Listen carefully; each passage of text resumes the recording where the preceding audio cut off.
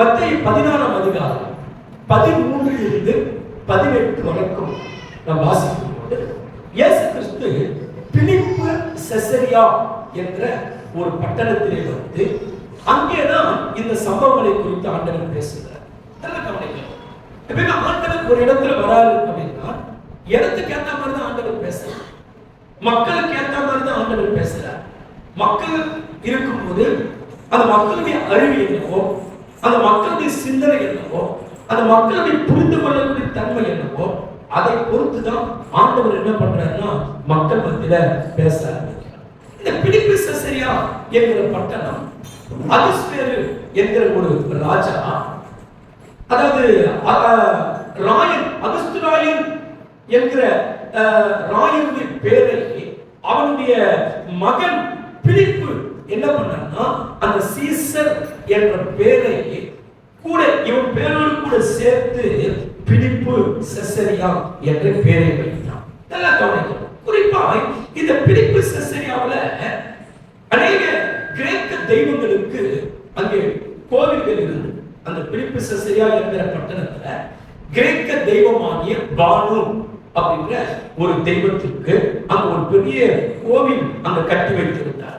அது மட்டும் இல்ல, அது புறஜாதிகளுடைய வழிபாடுகளுக்கு அதிகமாய் அந்த பட்டணம் பயன்பட்டது. புறஜாதிகளா அநேக மக்கள் வந்து அங்க இருக்கிற தெய்வங்களுக்கு என்ன பண்றாங்கன்னா ஆராதனை செய்யறாங்க. இந்த பட்டணத்துல 7000 அடி உயரத்துல எர்மோன் என்கிற ஒரு மலை சிகரம் அந்த பட்டணத்துல இருந்தது.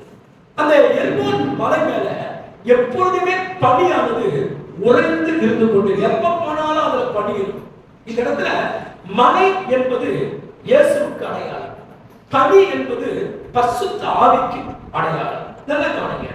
ஒரு மனிதன் இயேசுவை ஏற்றுக்கொண்ட பின்பு இயேசுவை ஏற்றுக்கொண்ட எந்த மனிதனுக்கும் ஆண்டவர் பரிசுத்த ஆவியை கொடுக்கிறார். அப்ப இயேசுவை ஏற்றுக்கொண்டவங்க என்ன வாஞ்சிக்கணும்? நான் இயேசுவை ஏற்றுக்கிட்டேன், சர்ச்சுக்கு வர வந்தேன் போனேன், அப்படி இருக்கக்கூடாது. இயேசுவை ஏற்றுக்கொண்ட நீங்கள் அவர் தர இருக்கிற சபைக்காக வைத்திருக்கிற பரிசுத்த ஆவியை நாம் பெற்றுக் கொண்டிருக்கிறோமா? அதை நீங்க யோசிக்கிறீங்க. ஒரு வீடு கட்டணும்னா எப்பவாச்சும் ஒரு வீடு கட்ட போறதான்னு சொல்லி யோசிக்கிறோம். அதை கட்டி முடிக்கிறதுக்கு ஓய மாட்டோம். ஒரு பைக் வாங்கணும்னு சொன்னா அதை வாங்கிடணும். அதே போலதான் பரிசுத்த ஆவியானவர் சபைக்காக தமது பரிசுத்த ஆவியை கிறிஸ்துவானவர் வைத்திருக்கிறார். அப்ப ஒவ்வொரு நபர்களும் என்ன பண்ணணும்? அந்த பரிசுத்த ஆவியை நமக்காக வைக்கப்பட்ட அந்நியர்களுக்கு அல்ல, இயேசுவை விசுவாசிக்கிறவர்களுக்கு ஆண்டவர் அந்த பரிசுத்த ஆவியை கொடுக்கிறார். அப்ப அந்த பரிசுத்த ஆவியை நீங்க பெற்றுக்கொள்ளாம இயேசுவை நீங்கள் ஆராதிக்கும் போது உங்க வாழ்க்கையில எந்த விதமான ஒரு உயர்வை உங்களால் அடைய முடியாது. ஏன்னா அந்த பரிசுத்த ஆவியானவர்னா நம்ம ஆவிக்குரிய வாழ்க்கையில அனலாய் உருவாக்கக்கூடிய. உதாரணத்துக்கு சொல்றேன், நல்லா கவனிங்க. இப்போ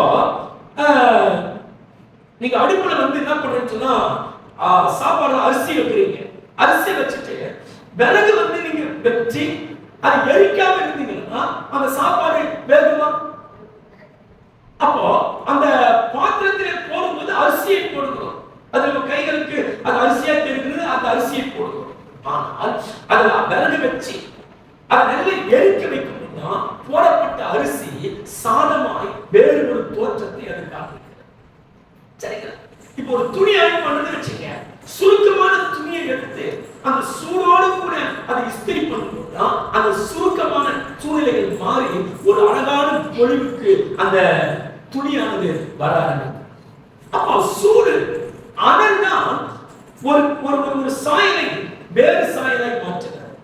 அதே போல பரிசுத்த ஆவியானவர் நமக்குள் வரும்போதுதான் நம்முடைய சாயலை, நம்முடைய ஜீவியத்தை, நம்முடைய வாழ்க்கையை வேறு விதமாய் மாற்றக்கூடியவர் யாருன்னா பரிசுத்த ஆவியானவர். அப்ப இந்த பரிசுத்த ஆவியானவரை நாம் பெற்றுக்கொள்ளாம, இந்த பரிசுத்த ஆவியானவரை நாம் ஸ்தோத்திரிக்கிற வாஞ்சிக்காம என்னால மறுரூபம் அடைய முடியாது, வேற சாயலை அடைய முடியாது, நான் கர்த்தருக்குள்ள மாற்றத்தை காண முடியாது. அப்போ எப்போதும் உரைப்படி மலையில் இருக்கிறது போல கர்த்தருடைய பிள்ளைகள் நாம் எப்போதும் பரிசுத்த ஆவியினாலே நாம் நிறைந்திருக்க நாம் என்ன பண்ணணும்னா நாம் விருப்பப்படணும். இந்த பரிசுத்த ஆவியானவர் நமக்குள் ஒரு பணியாய் வரும்போதுதான் நமக்குள்ள செழிப்பு ஆண்டவர் ஆவிக்குரிய வாழ்க்கையில நமக்குள்ள ஒரு செழிப்பு வருது. ஆதி காலத்துல பனி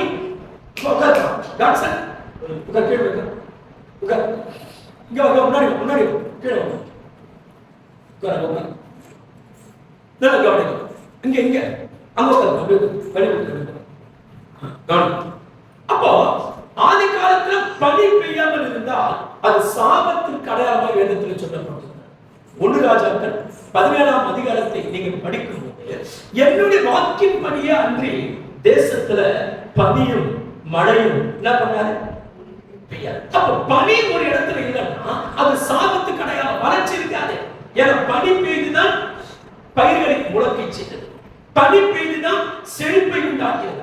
அதே போலதான் பரிசுத்த ஆவியானவர் என்கிற பனி நம் மீது இல்லை என்றால் ஆவிக்குரிய வாழ்க்கையில நம்மால செழிப்பை அடைய முடியாது. நான் பரிசுத்தாவி பெற்றிருக்கிறேன், நான் இன்னும் செழிக்கல அப்படின்னு சொன்னா ஸ்தோத்திரிக்கிறது தப்பு. அவர் நம்ம செழிக்க பண்ணுகிறார். அப்போ அந்த அந்த ஒரு மலை மேலதான் இயேசு கிறிஸ்து மறுரூபமானார் என்பதை நாம் வேதத்தின் வாயிலாக நாம் தெரிந்து இந்த பரிசுத்த ஆவியானவர் நமக்குள் வரும்போதுதான் நமக்குள் ஒரு புத்துணர்ச்சி கொடுக்கிறார், நம்ம ஆத்மாவில ஒரு உற்சாகத்தை கொடுக்கிறார். நமக்கு என்ன பண்றாருன்னு சொன்னா நமக்குள்ள ஒரு ஸ்தோத்திரிக்கிற மாற்றத்தை நமக்குள்ள ஆண்டவர் கொடுக்கிறார். கவனிக்கலாம். அந்த சிசரியா பிலிப்பு சிசரியா அந்த பட்டணத்துக்கு வந்தபோது சீசரை பார்த்து இயேசு கிறிஸ்து ஒரு கேள்வி கேட்கிறார். என்ன கேள்வி கேட்கிறார்? அப்பா, என்னை ஜனங்கள் யார் என்று சொல்லுகிறார்கள்? ஒரு கேள்வியை ஆண்டவர் அங்க இருக்கிற சீசர்கள் மத்தியிலே கேட்கிறார். ஏன் அப்படின்னா அந்த இடத்துல அந்த கிரேக்க தேசத்துல கூட இயேசு கிறிஸ்து ஊழியம் செய்து அங்க இருக்கிறவங்களுக்கு ஆண்டவர் கண்டிப்பா சுகத்தை கொடுத்திருக்க வேண்டும். ஏனென்றால் வேதத்துல கூட கிரேக்க தேசத்து ஸ்திரீ தன் பெண்ணுக்காக இயேசுவிடத்தில் வந்து சுகத்தை பெற்றுக் கொள்வார். அப்ப இந்த பெண் போய் என்ன பண்ணிருப்பான்?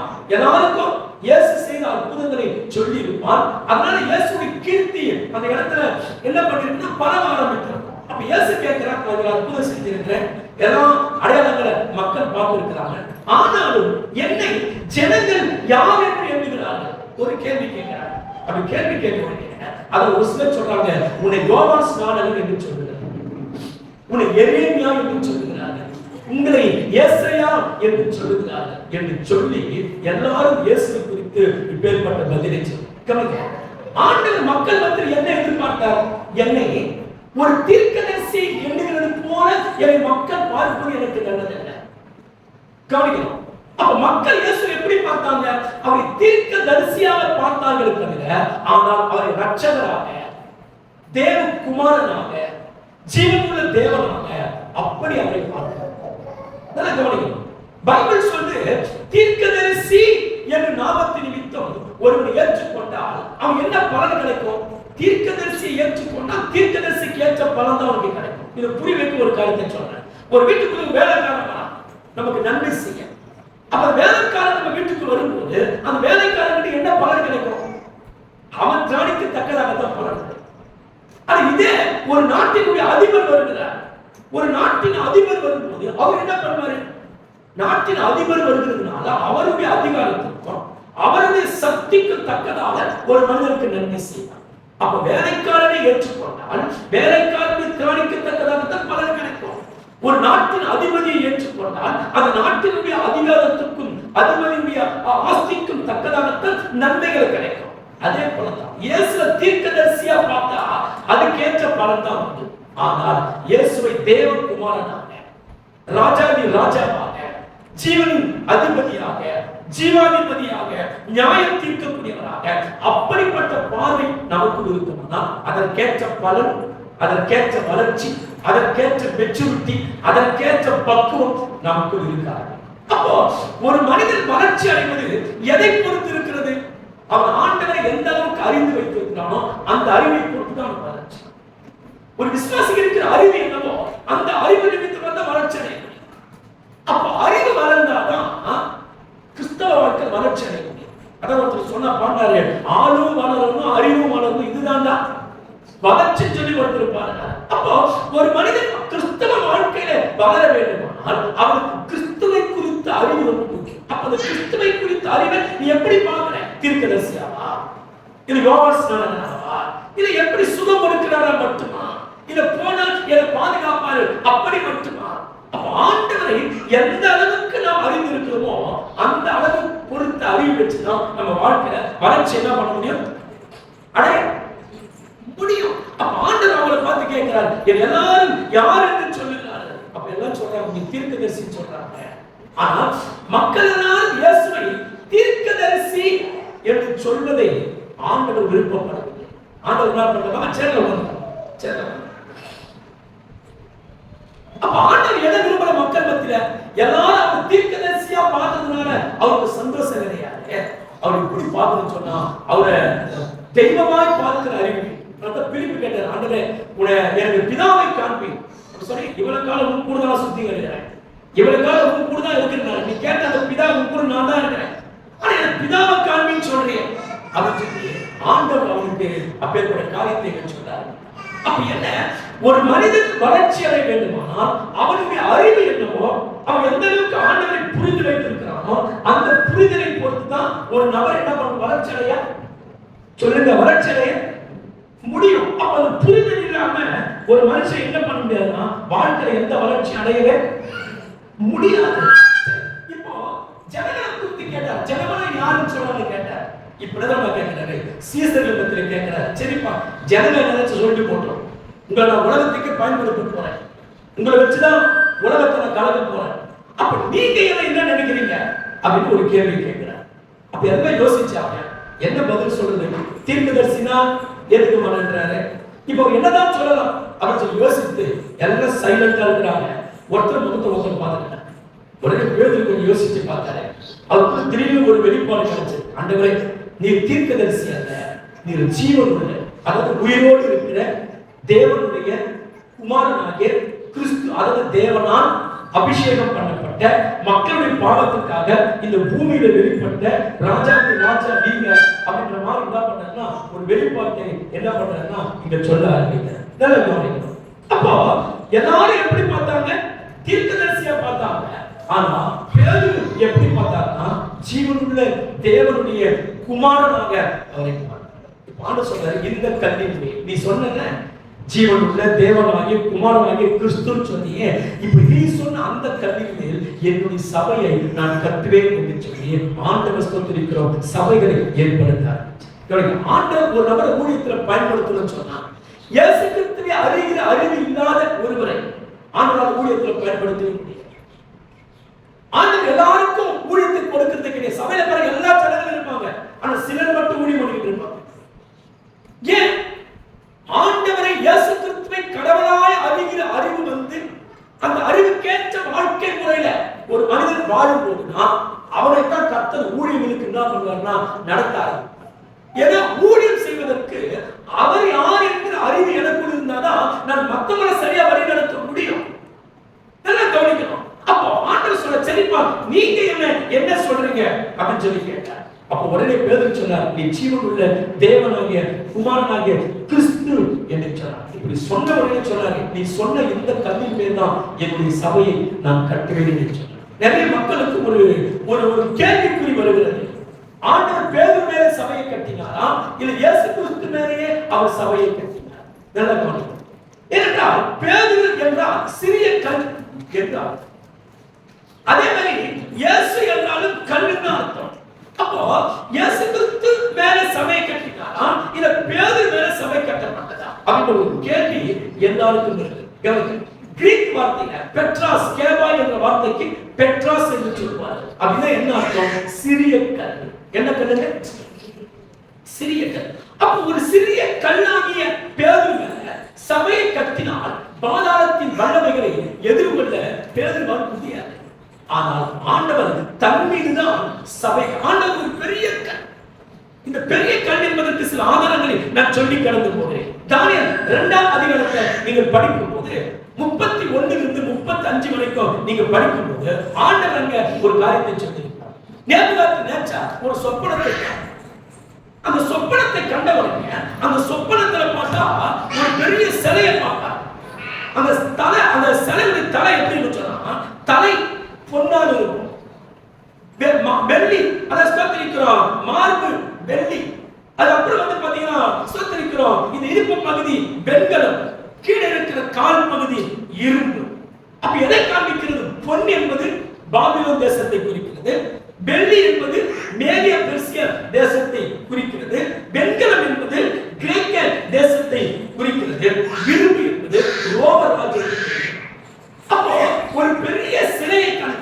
அது 5 விதமான ராஜ்யங்களை குறித்து ஆண்டவர் வெளிப்படுத்தி காட்டினார். அப்படின்னா என்ன ஆச்சுன்னா, ஒரு ராஜ்யம் வல்லமையா இருக்கும், ஆனா இன்னொரு ராஜ்யம் வந்து அந்த ராஜ்யத்தை அழிச்சாங்க. அந்த ராஜ்யம் வல்லமையா இருக்கும், இன்னொரு ராஜ்யம் வந்து அந்த ராஜ்யத்தை அழிச்சிடும். அப்ப ஆண்டவர் என்ன சொல்றாரு, எந்த ராஜ்யமும் இந்த உலகத்துல நிலையானது, எந்த அரசனும் இந்த உலகத்துல நிலையாய் ஆட்சி செய்ய முடியாது. ஆனால் இப்படி எண்ணிக்கொண்டிருக்கும் போது ஒரு பெரிய கல் இயேசுதான் பெரிய கல், அது உருண்டோடி வந்து எல்லாத்தையும் என்ன பண்ணிடுச்சா, அழிச்சு போட்டுச்சான். பைபிள் சொல்லி இயேசு கிறிஸ்து 1000 ஆண்டுகள் இந்த உலகத்தில் ஆட்சி செய்யப்படுறார். எல்லாருடைய ஆட்சி 5 ஆண்டு, மிஞ்சி போன 10 வருஷம், 3வது முறை வருவாங்க. ஆனால் 1000 ஆண்டு ஆட்சி செஞ்சு உயிரோடு இருக்கிற மனிதர்கள் இந்த உலகத்தில் யாரும் கிடையாது. அப்போ பாருங்க, இயேசு கிறிஸ்து ஒரு பெரிய கல், பூமியை முழுக்க நிரப்பி ஆட்சி செய்கிற கல்லுதான் இயேசு கிறிஸ்து. அப்போ இந்த கல்லின் மேல் என் சபையை கட்டுவேன், பாதாளத்தின் வாசல்கள் அதை மேற்கொள்ள முடியாதுன்னா ஆண்டவர் யாரை பார்த்து சொல்றார்? ஆண்டவர் தன்னை பார்த்து தான் சொல்றார்.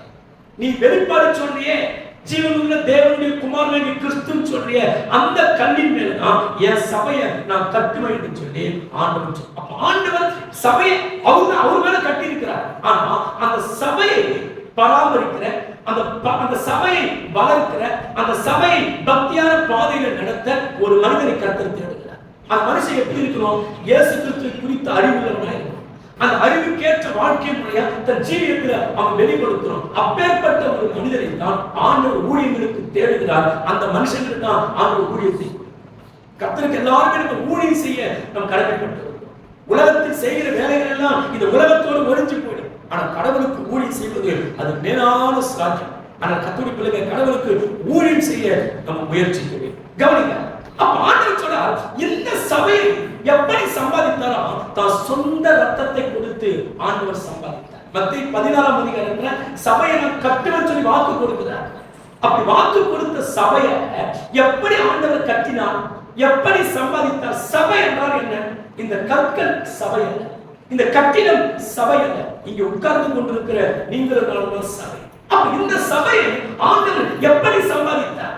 உங்களை என்னையும் ஆண்டவர் எப்படி சம்பாதித்தார் அப்படின்னு சொன்னா, தம் ரத்தத்தை கொடுத்து சம்பாதித்தார். நிறைய பேர் கிட்ட சொல்லுவாங்க, இந்த வீடு ரொம்ப சம்பாதிச்சீங்க, இந்த வீட்டு கொஞ்சமான கஷ்டப்பட்டேன், என் ரத்தத்தை கொடுத்து வேலை செஞ்சிருக்கேன், கஷ்டப்பட்டு கடினமா உழைச்சி இந்த வீட்டை நான் சம்பாதிச்சேன், 4 நகை சேர்த்து வச்சிருக்கிறேன், எப்படி தெரியுமா சம்பாதிச்சேன்? கஷ்டப்பட்டு வேலை சிந்தி இந்த 4 நகை வாங்கி வச்சிருக்கிறேன். அப்போ எந்த ஒரு மனிதன் கஷ்டப்பட்டாலும் ஒரு பொருளை நம்மால் சம்பாதிக்க முடியும். அதே போலதான் இயேசு கிறிஸ்து உங்களை எங்கேயோ சம்பாதிக்கும் போது அவர் தானாய் சம்பாதிக்கவில்லை, இலவசமாய் சம்பாதிக்கவில்லை, தன் ரத்தத்தை முழுக்க சிலுவையிலே ஊற்றி கொடுத்து அந்த அடிப்படையில் தான் உங்களை எங்கேயோ ஆண்டவர் சம்பாதிக்கிறார். அதான் பைபிள் சொல்லி அவர் சொந்த ரத்தத்தினாலே தமது சபையை சம்பாதித்தார் என்று சொல்லி அப்போஸ்தலர் 20 சொல்லப்படுகிறது. இது புரிய வைக்க ஒரு காரியத்தை நான் சொல்லுகிறேன். எபிரேய கலாச்சாரத்துல ஒரு பழக்க வழக்கம், ஒரு மணவாளனுக்கும் ஒரு மணவாட்டிக்கும் திருமணம் செய்வார்கள். அதாவது ஒரு ஆணுக்கும் ஒரு பெண்ணுக்கும் திருமணம் செய்வார்கள். அப்படி திருமணம் செய்யும் போது மணவாளன் என்ன பண்ண, வரக்கூடிய மணவாட்டிக்கு நல்ல வீடு வாசலை முன்பாக கட்டி வைக்க. அப்படி வீடு வாசலை கட்டி வைக்கும் போது நல்ல கவனிக்கணும், அந்த வீட்டிலே புது மனைவி அவன் கொண்டு போவான்.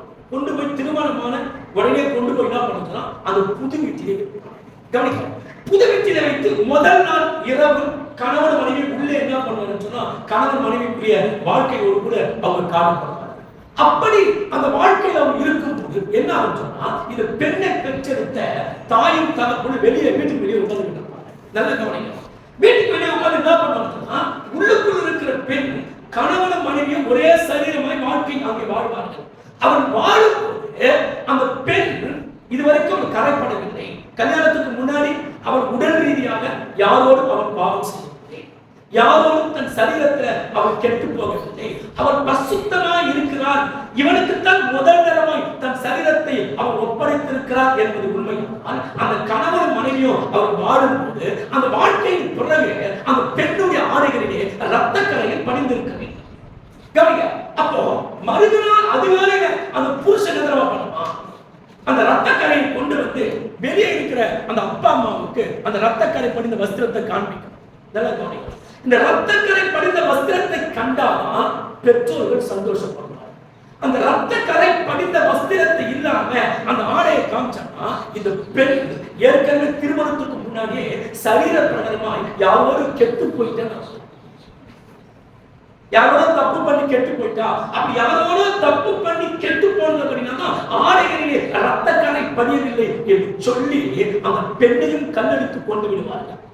இந்த பெண்ணை, இப்படிப்பட்ட ஒரு பெண்ணை வளர்த்து வச்சிருக்கேன், மானகட்ட பெண்ணை, மானத்தை இழந்த ஒரு பெண்ணை இப்படி நீ வளர்த்து வச்சிருக்கிறேன்னு சொல்லி அப்பா அம்மாவை கொண்டு கொடுப்பாங்க. அப்பா அம்மா என்ன பண்ணுவாங்க? வேதனைப்படுவாங்க. அந்த ரத்த கரை படிந்த வஸ்திரத்தை காண்பிக்கிற வரைக்கும் எல்லாரும் பாரப்படுவாங்க, கண்ணீர் வடிப்பாங்க. ஐயோ எப்படி இருக்குமோ உள்ள தெரியலையே, ரத்த கரை ஆடையில் இருக்குமா இருக்காதா அப்படின்னு சொல்லி அவங்க எல்லாம் பண்ணிக்கிட்டு இருப்பாங்க. அந்த ஆடையை கொண்டு வந்து ரத்த கரையோடு காமிச்சாங்கன்னா அந்த பெற்றோருக்கு சந்தோஷம். நல்ல கதை. ஒருவேளை இந்த பெண் ஏற்கனவே கெட்டு போயிட்டான்னு வச்சுக்க, என்ன பண்றது? இந்த மனவாட்டி அதிகம் நேசிச்சவனா, அதிகமா உயிருக்குள்ள நேசிப்பான். ஏன்னா நிச்சயம் பண்ண நாள் இருந்து அந்த பெண்ணுடைய நினைவாவே இருப்பான். அப்ப என்ன ஆயிடும்? இந்த பெண்ணை அதிகமா நேசிக்கிறதுனால ஒருவேளை அவன் முன்கூட்டியே கெட்டு போயிருந்தாலும் கூட அவன் எப்படி அவனை விட்டுக் கொடுப்பது? அவளை காப்பாற்ற வேண்டும். ஏன்னா என்னுடைய மனவாட்டி என்னை நம்பி வந்திருக்கிறார், என்னை நம்பி அவர் வாழ்க்கைப்பட்டிருக்கிறார் என்று சொல்லி ஒருவேளை ஆடைகளிலே ரத்தக்கரை வராமல் போய்விட்டார். ஏற்கனவே அவர் பாவம் செய்திருந்தாலும் இந்த பெண்ணை காப்பாற்றுவதற்காக, இந்த பெண்ணில் இருந்த அன்பின் நிமித்தமாய் அந்த மணவாளன் என்ன பண்ணுவாருன்னு சொன்னா, கத்தி எடுத்து தன் கையை கிழிச்சுப்பாரு. கிழிச்சு என்ன பண்ணுவாருன்னா அந்த பெண்ணுடைய ஆடைகளிலே அந்த ரத்தத்தை எல்லாம் என்ன பண்ணுவாருன்னு சொன்னா அப்படியே அந்த விதமாய் ஊற்றுவார். அதை ஊற்றி அந்த ஆடைகளை கொண்டு போய் எல்லாருக்கும் முன்னாடி என்ன பண்ணுவாங்க? என் மனைவி பரிசுத்தவாட்டி, என் மனைவி கற்புள்ளவர், என் மனைவி தீட்டுப்பட்டவர் அல்ல, என் மனைவி சொத்துக்கு உத்தமி, என் மனைவி குறித்து யாரும் தப்பா நினைக்க வேணாம், அவள் உத்தமி, அவளை சரியாதான் மனத்திருக்கிறாங்க சொல்லி எல்லாருக்கும் முன்னாடி சோத்திருக்கிறோம். அதை காண்பிப்பார். ஆனா மனைவி தீட்டுப்பட்டவர் என்று யாருக்குதான் தெரியும்? சொல்லுங்க. இப்ப மனைவி நல்லவரா கெட்டவரா யாருக்கு மட்டும்தான் தெரியும்? சொல்லுங்க, சத்தமா சொல்லுங்க. கணவனுக்கு மட்டும்தான் தெரியும். ஊர் உலகத்திற்கு கரைப்படைந்த ஒரு மனைவியை ஊர் உலகத்துக்கு காண்பிப்பது எப்படி காண்பிக்கிறார் மணவாளன்? பரிசுத்தவாட்டியா, நீதி உள்ளவரா, உத்தமியா காண்பிக்கிறார்கள். இதே வண்ணமாகத்தான் மணவாட்டியாக சபையை ஆண்டவர் சம்பாதிக்க முடியாது. மணவாளனாக இயேசு கிறிஸ்து நீங்களும் நானும் அக்கிரமக்காரர்களாக இருந்தோம், பாவத்திலே கிடந்தோம், வழி தப்பி போயிருந்தோம், அநீதியாய் வாழ்ந்தோம், கர்த்தருக்கு விரோதமான காரியங்களை செய்தோம். ஆனா அப்பேற்பட்ட உங்களையும் என்னையும் இந்த உலகத்திலே நீதிமானாய் காண்பிக்கிறதற்காக வேதம் சொல்கிறது, அவர் தமது ரத்தத்தினாலே நம்மை நீதிமானாய் மாற்றினார். அதான் எபேசியர்ல படிக்கிற, அவர் ரத்தத்தினாலே நாம் நீதிமான்களாக. எப்படி? அப்ப நம்ம உலகத்துக்கு எப்படி காண்பிக்கிறார்? நீதிமான்களாய். உலகத்துக்கு அக்கிரமக்காரராய் இருந்த நம்மை இப்போது உலகத்துக்கு எப்படி காண்பிக்கிறார்னா அவர் நீதிமானாய் ஆண்டவர் காண்பிக்கிறார். அப்போ நம்ம வைத்த அன்பு எவ்வளவு பெரிய அன்பு பாருங்க, எவ்வளவு பெரிய பாசம். அப்ப நம்ம எப்படி சம்பாதிச்சார்? ரத்தத்தை சிந்தி நம்மளை சம்பாதிச்சார். அப்போ நீங்களும் நான் எப்படி வந்தோம்? எப்படி ரட்சிக்கப்பட்டோம்? ரத்தத்தின் மூலமாய் ரட்சிக்கப்பட்டோம். எப்படி ரட்சிக்கப்பட்டோம்? சொல்லுங்க, எப்படி ரட்சிக்கப்பட்டோம்?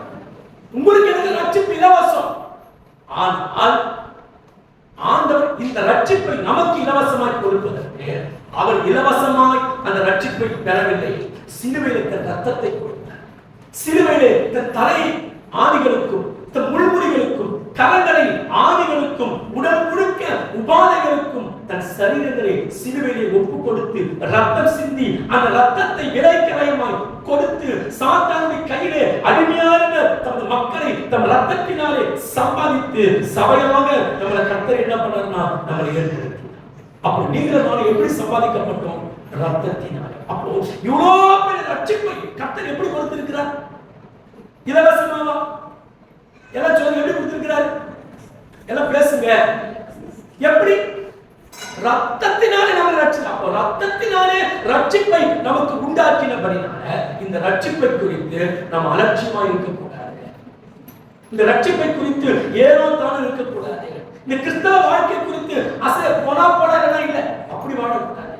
சர்ச்சைக்கு போனா போடாத விட்டுலாம் அப்படி யோசிக்க கூடாது. ஜெபம் பண்ணா பண்ணலாம் இல்லைன்னா விட்டுலாம் அப்படி யோசிக்க கூடாது. பரிசுத்தமா வாழ்ந்தா வாழலாம் இல்லைன்னா போனா போச்சு அப்படி யோசிக்கலாம். எவ்வளோ பெரிய ரட்சிப்பு எது தெரியுமா? உன்னை நீதிமானாய் காட்டினது வெறும் தோற்றத்திற்கு மாத்திரமல்ல, உன் ஜீவியத்திலும் உன்னை நீதிமானாய் விளங்க பண்ண வேண்டும் என்பதற்காகத்தான் இயேசு கிறிஸ்து தம் ரத்தத்தையே சிலுவையில் கொடுக்க ஆரம்பிச்சார். அப்படி இப்பேற்பட்ட ரத்தத்தை சிந்தி நீங்களும் நானும் வாங்கினபடினால நம்ம ஆண்டு சமூகத்தில் ரட்சிப்பை குறித்து ஜாகிரதையா இருக்கும்.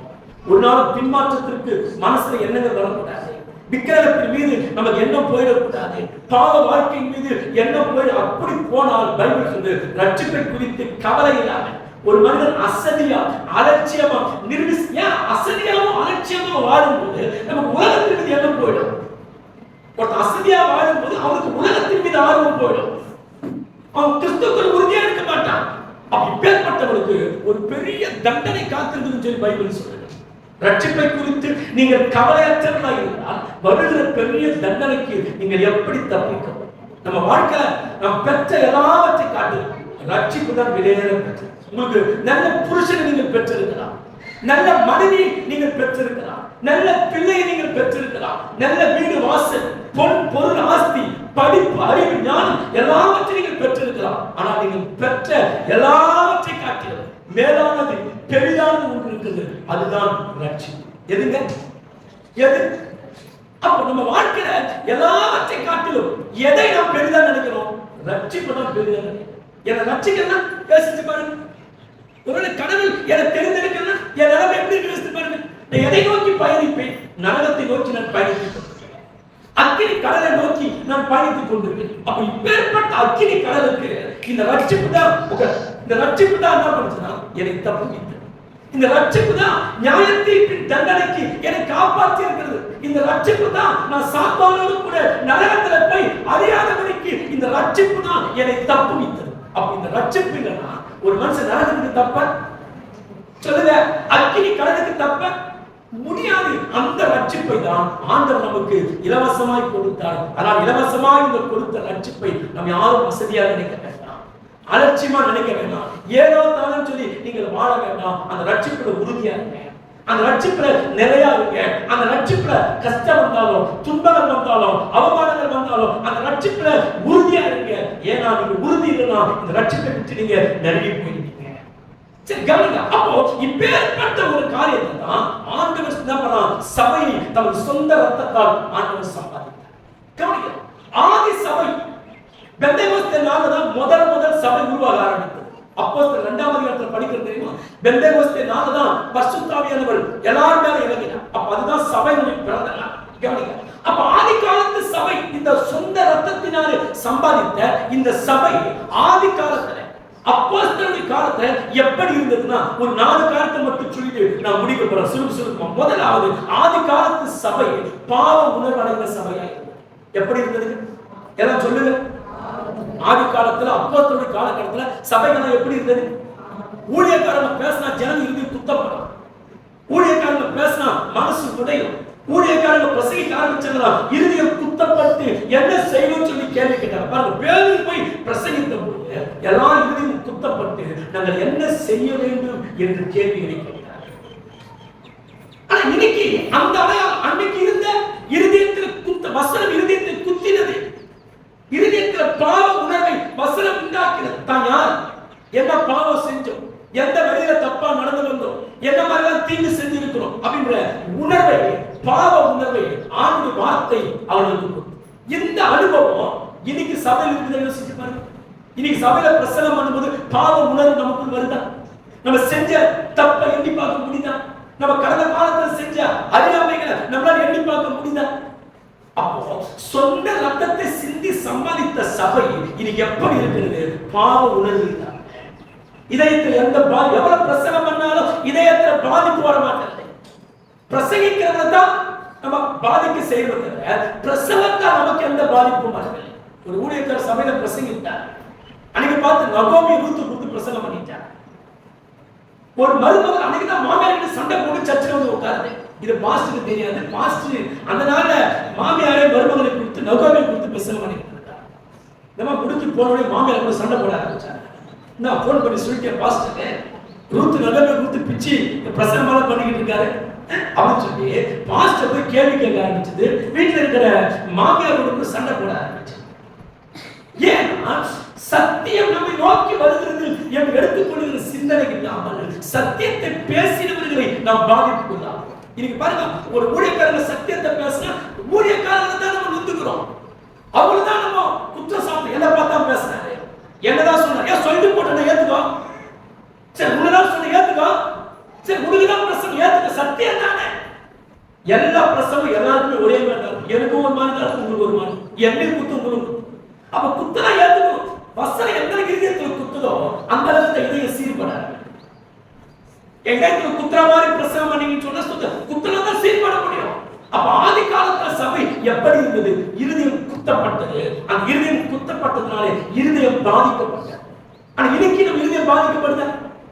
இருதயத்துல வசன இருதயத்தில் குத்தி இருந்தா எப்பயோ நம்ம மாறி இருப்போம், எப்பயோ சீர்பட்டிருப்போம், எப்போ நம்ம வாழ்க்கை மாறி இருக்கும், நம்ம ஜீவியம் மாறி இருக்கும், எப்படியோ நம்ம இருந்திருப்போம். காலத்தை பார்த்தா போதகராக இருந்திருப்போம். ஆனா இன்னைக்கு எங்க இருக்கிறோம்? உட்கார்ந்து இருக்கிறோம். காலத்தை பார்த்தால் போதகராக இருந்திருக்க வேண்டும். ஆனா இன்றைக்கு அப்படியே இருக்கும். என்ன காரணம்? வசனம் இருதயத்தில் குத்தவில்லை. ஆனால் ஜெபிக்கிறோம். அதற்கு அந்த வசனம் எனக்கு குத்த வேண்டும். வசனத்தோட பேசி கீச்சிட்டோம். ஒண்ணுமே இல்லையே. ஒரு ஜெபம் பண்ண சொல்லி எப்படி ஜெபம் பண்றோம்? ஆண்டவரே பேசுற வசனம் என்னை மாற்றணும். ஆனா பேசும்போது என்ன மாறணும்? அப்ப நம்ம ஜெபத்தில் பொய் கலந்து இருக்கிறது. நம்ம ஜெபம் உண்மையானது இல்லை.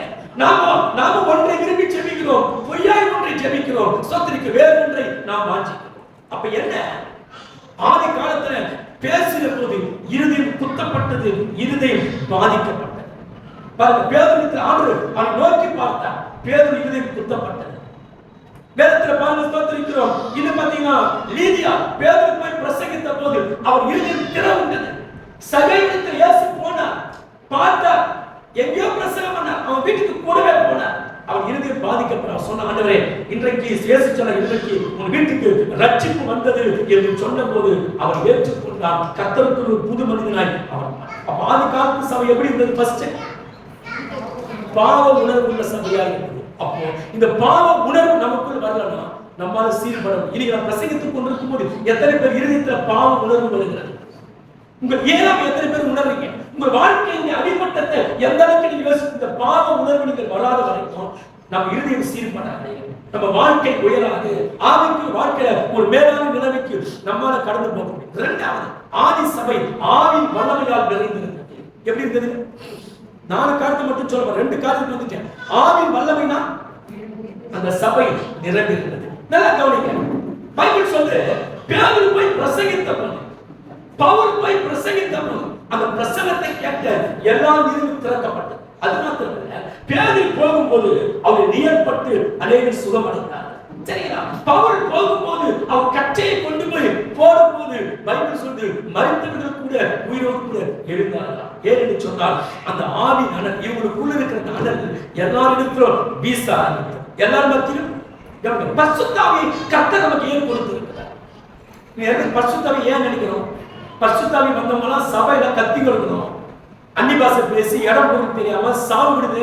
ஒரு தெத்துக்கு போன சாவு வீட்டுல அன்னி பாஷை பேசி கத்தி கிடைக்கிறாங்க. அப்ப என்ன யோசிக்கிறாங்க? நான் கத்துறதுனால தான் பரிசுத்த ஆவி ஆண்டவருக்கு கொடுத்திருக்கிறார். அப்ப பரிசுத்த ஆவியை நம்ம எதற்கு பயன்படுத்துகிறோம்? அந்த பரிசுத்த ஆவி பெற்றதினாலே அவங்க ஜீவியம் மாறினது. ஆனா இன்னைக்கு நம்ம ஜீவியம் மாறல, கத்தி கிடக்கிறோம், கீழே விழுந்து கிடக்கிறோம். சரிங்களா? இப்பேற்பட்ட காரியங்களை தான் நாம் செய்கிறோம். பரிசுத்த ஆவி பெற்ற பிள்ளைகள் ஸ்தோத்திரிக்கும். சத்தம் போடுவதற்கு ஆண்டவர் அந்த ஆவியை கொடுக்கவில்லை.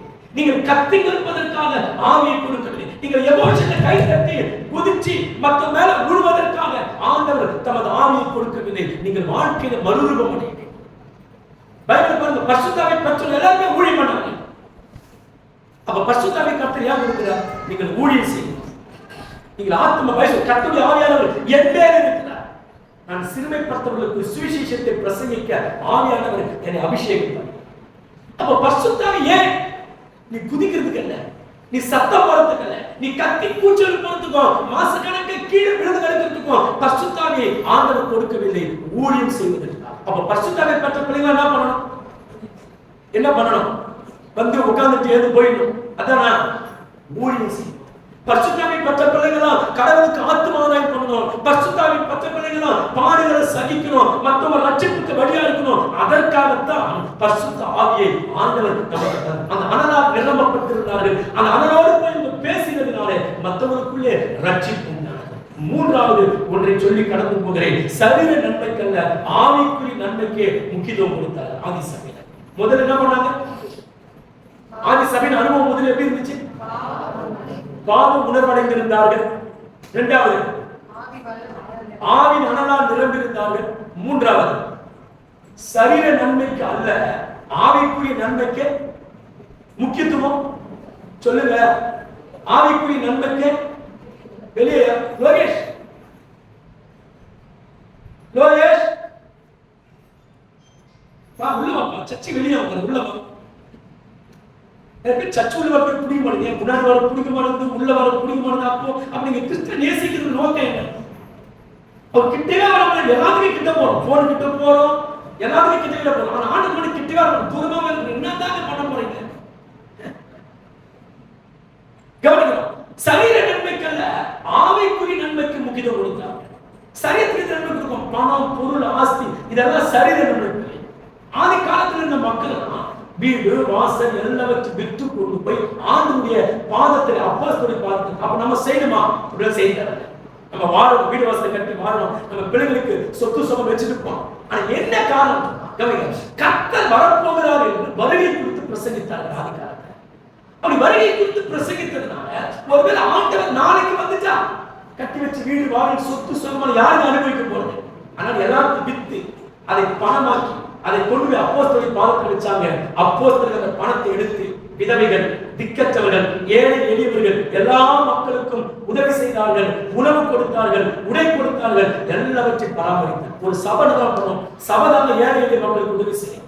இன்னைக்கு முஸ்லிம் உதவி பண்றாங்க, ஒரு பட்டப்பட்ட மனுஷன் இன்னைக்கு ஏழை எளிய மக்களுக்கு உதவி செய்யலாம். ஆனால் சபையில் இருக்கிற வசதி படைத்தவர்கள், சபையில சம்பாதிக்கிற மக்கள் கடவுளுக்கோ ஏழை எளிய மக்களுக்கோ இன்னைக்கு கொடுப்பதற்கு தவமாய் தவம் கிடக்க வேண்டியிருக்கிறது. யோசித்து பாருங்க, சபையுடைய நிலைமை எப்படி பாருங்க.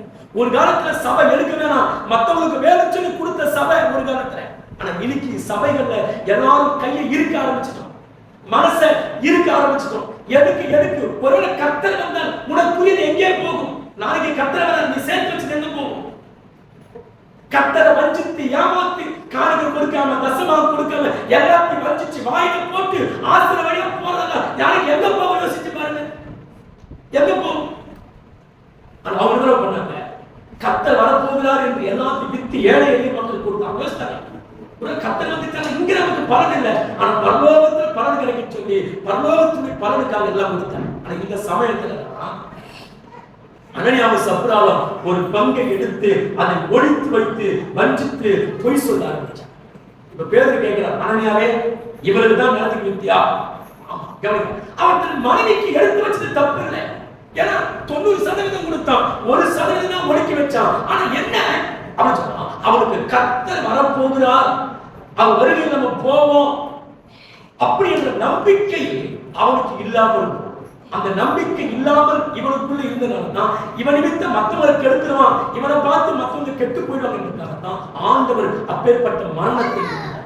குடும்பத்துல தப்பு பண்ணும்போது உங்க தவறு உங்களை மட்டும் பாதிக்காது, உங்க குடும்பத்தையே பாதிக்கும். நீங்க பிள்ளைகளுக்கு நல்லதை கற்றுக் கொடுக்காம இருக்கலாம், ஆனா கெட்டதை நீங்க செய்திகளை கற்றுக் கொடுக்க முடியாது. நாம செய்யற சபையில ஒருத்தர் செய்யற தப்பு ஒட்டுமொத்த சபையை பாதிக்கும். குடும்பத்துல ஒரு அம்மா செய்யற தப்பு பிள்ளைகளை பாதிக்கும், ஒரு அப்பா செய்யற தப்பு அடுத்தவங்களை பாதிக்கும். பிள்ளை உட்காந்து குடிக்கிறான், அப்ப வந்து கேள்வி கேட்க, ஏன்டா குடிய உங்க ஆய போ, முதல்ல நீ குடிச்சு என்ன கேள்வி கேட்கறியா? இது நியாயமா? நியாயம் சொல்லுங்க, பேச மாட்டீங்களா? நியாயமா? நியாயம். பிள்ளை ஆன்சர் போறான், அப்போ என்ன சின்ன வயசுல ஆன்சர் போடுறேன், நீ போறியா? ஓ என்ன கேட்க முடியும்? அப்ப கெட்டதுக்கு யார் காரணம்? சொல்லுங்க, யார் காரணம்? அப்ப தப்பு பண்றதுனால ஒரு பிள்ளையை தைரியமா கேள்வி கேட்க, நீங்க நீதியா நியாயமா வந்தீங்கன்னா உங்களுக்கு துணிச்சல் வரும், தைரியம் வரும், எப்பேற்பட்ட பாவத்தையும் கண்டிக்கக்கூடிய மனப்பக்குவம் உங்களுக்குள் உண்டாகும். அப்போ ஒரு மனிதன் பாவம் செய்வது ஒட்டுமொத்த நபரைகள் இருக்கும். தாய்மார்கள் நீங்கள் ஒருவேளை தவறு செய்தால் அந்த தவறு உங்களோடு போய்விடாது, அது உங்களையே பாதிக்கும். ஆகாசம் என்ன புரியுது? 3 முறை 4 முறை எடுத்து போன் எடுத்து போறீங்க. நல்ல கவனிக்கணும், கர்த்தருடைய பிள்ளைகள் ஸ்தோத்திரிக்கும். நாம் சரீர நன்மைகளுக்கு நாம் முக்கியத்துவம் கொடுக்க கூடாது, ஆவிக்குரிய நன்மைகளுக்கு நாம் முக்கியத்துவம் கொடுக்கணும். எதுக்கு முக்கியத்துவம் கொடுக்கணும்? எந்த நன்மைக்கு முக்கியத்துவம் கொடுக்கணும்? அப்போ அனனியா சப்ரா சரீர நன்மைக்கு முக்கியத்துவம் கொடுத்தாங்க, ஆவிக்குரிய நன்மைக்கு முக்கியத்துவம் கொடுக்கல. அதனால ஸ்தோத்திரிக்கிறோம், அவங்க கர்த்தருடைய வருகையில பிரவேசிக்காம இருக்காங்க. அப்ப சரீர நன்மைகளுக்கு முக்கியத்துவம் கொடுத்து ஆவிக்குரிய நன்மைகளை தூக்கி குப்பையில போடுவாங்க.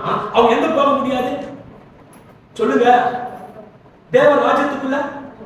அடுத்தது ஒரு காரணம் சொல்லி முடிச்சிறேன். ஆதி சபையில பெருக்கம் இருந்தது. என்ன இருந்தது? ஆதி சபையில என்ன இருந்துச்சு? நாளுக்கு நாள் ஜனங்கள் பெருகினார்கள். பைபிள் சொல்லுது சீசர்கள் எண்ணிக்கை பெருகினது, கனிவுள்ள வாழ்க்கை பெருகினது, ஜெபிக்கிற வாழ்க்கை பெருகினது, ஊழிய பாரம் பெருகினது, ஆத்ம தாகம் பெருகினது, சபைகளை ஸ்தாபிப்பது பெருகினது, நாளுக்கு நாள் எல்லாம் பெருகினது. ஆனா இன்னைக்கு சபையில பெருகுறத யோசிக்கணும். ஜெப வாழ்க்கை பெருக முடியுதா? ஜெப வாழ்க்கை வளர்ச்சி இருக்குதா? யோசிச்சு பாருங்க. எதில வளர்ச்சி? எதிலுமே பெருக்கம் இல்ல.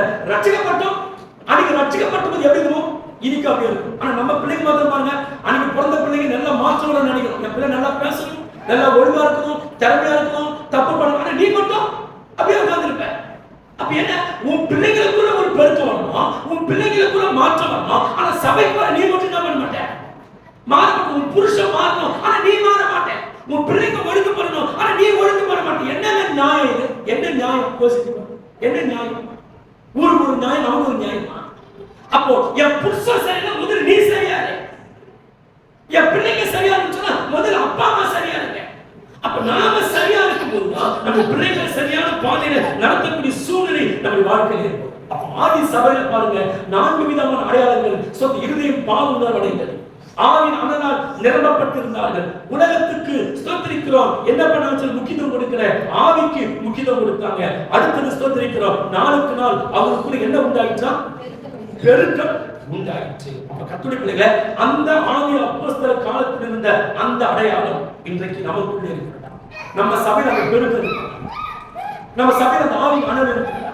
பைபிள் சொல்லி இப்பேற்பட்ட இந்த சபைகள் ஆண்டு சொன்னாரு, பாதாளத்தின் வல்லமைகள் அதை மேற்கொள்ள. இந்த உலகத்துல பாதாளத்துக்கு ஒரு வல்லமை இருக்கிறது, இந்த போனுக்கு ஒரு வல்லமை இருக்கு, சத்தத்தை கொடுக்கிறது. என் கைக்கு ஒரு வல்லமை இருக்கிறது, எல்லாத்தையும் செய்கிறது. என் வாய்க்கு ஒரு வல்லமை இருக்கிறது, அது பேசுகிறது. அதே போலத்தான் பாதாளத்திற்கு ஒரு வல்லமை இருக்கிறது, எல்லாரையும் தன் பக்கமா இழுத்துக் கொள்கிறது. பாதாளத்துக்கு என்ன வல்லமை? என்ன வல்லமை? ஊர் உலகத்தில் இருக்கிற எல்லா மக்களையும் நெருப்பு இழுத்து போடுகிறோம். அப்ப பாதாளம் வல்லமையாய் கிரியை செய்கிறது. இந்த வல்லமையான பாதாளத்துக்குள்ள எத்தனையோ மக்கள் ஓடி அதில் விழுந்து கொண்டிருக்கிறார், எத்தனையோ மக்கள் இடறி அதில் போய் மறைத்துக் கொண்டிருக்கிறார், அக்கினி ஜுவாலையில எரிந்து வேதனைப்பட்டுக் கொண்டிருக்கிறாங்க. ஆண்டவர் சொன்னார், பாதாளத்தின் வல்லமை மேற்கொள்ளாது, ஆனால் பாதாளத்தின் வல்லமைகள் எனக்கு மேற்கொள்ளும். பாதாள வல்லமையை யாரால் மேற்கொள்ள முடியும்? யாக்கோபு ஆற்றங்கள் இரவெல்லாம் ஜெபித்து தேவ தூதனை மேற்கொண்டார். அப்ப ஜெப வாழ்க்கை இல்லைன்னா பாதாளத்தின் வல்லமை பிசாசுக்கு வல்லமை. அப்ப ஒரு மனிதனுக்கு ஜெபிக்கிற அனுபவம் இல்லை என்றால் பிசாசுக்கு வல்லமை என்ன பண்ண முடியாது? சொல்லுங்க. ஜெபிக்கிற அனுபவம் எந்த மனுஷனுக்கு இல்லையோ அவனால பாதாளத்தின் வல்லமையை, பிசாசின் வல்லமையை, குடும்பத்தில் வரக்கூடிய போராட்டத்தின் வல்லமையை அவங்களால மேற்கொள்ள முடியாது. இரண்டாவது வசன அறிவு. வசனத்தை குறித்த அறிவு இல்லை என்றால் ஒரு மனிதனை பாதாளத்தின் வல்லமையை அவரால் மேற்கொள்ள முடியாது. வாலிபர்களே, நீங்கள் பொல்லாங்கனை ஜெயித்தபடினால் நான் உங்களுக்கு எழுதுகிறேன். பொல்லாங்கனை ஜெயித்தபடினால் வேத வசனம் உங்களுக்குள்ளே நிறைந்திருக்கிறபடினால் நான் எழுதுகிறேன். அப்ப வசனத்தை குறித்த அறிவு இல்லைன்னா, வசனம் என் ஹார்ட்ல, வசனம் என் உதட்டில் இல்லைன்னு சொன்னா பாதாளத்தின் சக்தியை, பாதாளத்தின் வல்லமையை, பிசாசின் வல்லமையை என் குடும்பத்துக்கு வருமா, எனக்கு வருமா, என் பரிசுத்தத்துக்கு எதிராக போராடுகிற பாதாளத்தின் வல்லமையை ஜெயிக்க என்னால முடியவே? சொல்லுங்க, முடியவே? வசனத்தை குறித்த அறிவு நமக்கு வேணும். நிறைய பேர் வசனம் காதுல நிக்குது, அது இதயத்துல வரமாட்டேங்குது. வழியறங்கி விழுந்து விதை மாறி காதுக்குள்ளேயே அடைக்கப்பட்டது, அது ஆற்றில் இறங்கி கிரி செய்ய மாட்டேங்குது. அப்புறம் விசுவாசம் நமக்கு முக்கியம். இந்த 3 காரியம் நம்ம வாழ்க்கையில் இல்லைன்னா பாதாளத்தின் வல்லமைகள் நம்ம மேற்கொள்ளும். அப்ப பாதாளம் அநேக விழுங்கி கொண்டிருக்கிறது. என்ன காரணம்? பாதாளத்தின் வல்லமை ஜெயிக்கக்கூடிய ஜெபஜீவி அவங்களுக்கு இல்லை. இயேசு கிறிஸ்து வார்த்தையா இருக்கிறார், அந்த வார்த்தை அவர்களுக்குள்ள இல்லை. விசுவாசம் அவர்களுக்குள் இல்லாதபடியால் பாதாளத்தின் வல்லமை அநேகரை பாதாளத்தில் இழுத்து கொண்டிருக்கிறது. ஆனால் உங்களை எண்ணியும் பாதாளத்தின் வல்லமை மேற்கொள்ளாமல் இருக்கிறது. நமக்கு நல்ல ஜப வாழ்க்கை, நல்ல ஜப வாழ்க்கை. வயிற்று வலிக்கும் தலைவலிக்கும் ஜெபிக்கிற ஜெபத்தை நான் சொல்லல. கர்த்தருடைய பிள்ளைகளே, நல்லா ஜெபிங்க, கண் கலங்கி அழுங்க, கதறுங்க. அழுது போற ஆத்மாக்களுக்காக புலம்பி, உங்க பிள்ளைகளுக்காக, சமுதாயத்திற்காக கண் கலங்கி கதறி அழுங்க. அந்த ஜெப வாழ்க்கைகளை உங்க பிள்ளைகளுக்காக நீங்க ஜெபிக்கலனா உங்க பிள்ளைகளை நீங்க இழந்து போயிடுவீங்க பாவத்துக்கு. ஒரு தாய் தன் பிள்ளைக்காக கதறி கண்ணீர் விட்டு ஒரு பிள்ளையுடைய நன்மைக்காக ஜெபிக்கிற அனுபவம் இல்லைன்னா நாளைக்கு பிள்ளையை பறிமுடித்து விடுவாய், பாவத்துக்கு அழகு வைத்து விடுவாய். பிசாசு அந்த பிள்ளையை வஞ்சித்துக் கொள்வான். ஆனால் ஒவ்வொரு தாய்மார்களும் உங்கள் பிள்ளைகளுக்காக கண்ணீர் விட்டு கதறி நீங்கள் செய்தி தலைப்பு என்ன? பாதாளத்தின் வல்லமையா மேற்கொள்ளும். எதை மேற்கொள்ள முடியாது? சபைய. சபைனா யாரு? நீ ஆதி சபை எப்படி இருந்துச்சு? ஃபர்ஸ்ட் சொல்லுங்க. ஆதி சபை எப்படி இருந்தது? பாவ உணர்வு உள்ள சபையா இருந்தது. எதை பேசாலும் பாவ உணர்வு. இதுவே பாதிக்கும், இது குத்தப்படும். ஐயோ தப்பு பண்ணிச்சு ஒத்துக்கினாங்க. ஆனா இன்னைக்கு அந்த அனுபவம் இல்லாம போயிடுச்சு. அடையாளம் இல்ல. ரெண்டாவது, ஆவி வல்லமையா நிரம்பியிருந்தாங்க. இன்னைக்கு நமக்கு அந்த ஆவியும் கிடையாது. நம்ம மேல வல்லமை இல்ல. நாம மத்தவங்களை பார்த்து பயப்படுறோம். நமக்காக அற்புதம் ஜெபிக்க வேண்டி இருக்கிறது. நமக்காக அற்புதம் போராட வேண்டி இருக்கிறது. நமக்குள்ள ஜெபஜீவி இல்ல. அப்புறம் உலகத்துக்கு முக்கியத்துவம் கொடுத்தாங்க, ஆவிக்கு முக்கியத்துவம் ஆவிக்கு முக்கியத்துவம் கொடுத்தாங்க, உலகத்துக்கு முக்கியத்துவம் கொடுக்கல. அப்புறம் பெருக்கம் உண்டாயிற்று. ஸ்தோத்திரிக்கிறோம். அதனால இன்னைக்கும் இந்த சபையிலே இப்பேற்பட்ட ஆதி அப்போஸ்தலர் காலத்தில் இருந்த அந்த அடையாளம் இன்றைக்கு நம்முடைய சபைகளில் இருக்கிறதா என்பதை நாம் சிந்தித்து பார்க்க வேண்டும். எல்லா கண்களை மூடலாம்.